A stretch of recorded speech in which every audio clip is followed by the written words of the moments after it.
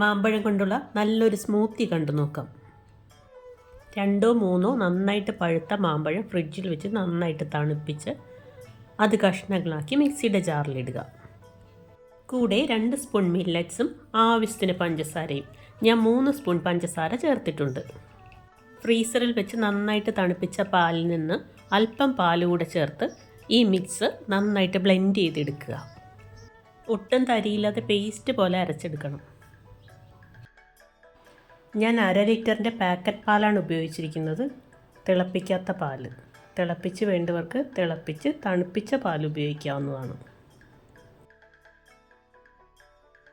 ബാക്കി പാലൂടെ ചേർത്ത് 1-2 പൾസ് കൂടെ ചെയ്യുമ്പോൾ നമ്മുടെ സ്മൂത്തി തയ്യാറായി.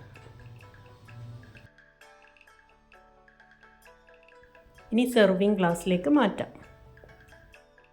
തണുപ്പ് കൂടുതൽ ആവശ്യമുള്ളവർക്ക് 2-3 ഐസ് ക്യൂബ്സ് കൂടി ചേർക്കാവുന്നതാണ്. ചെറുതായിട്ടരിഞ്ഞ മാമ്പഴ കഷ്ണങ്ങൾ ഫ്രീസറിൽ വെച്ച് നന്നായിട്ട് തണുപ്പിച്ചതും കൂടെ ചേർത്ത് അലങ്കരിച്ചാൽ നമ്മുടെ സ്മൂത്തി റെഡി.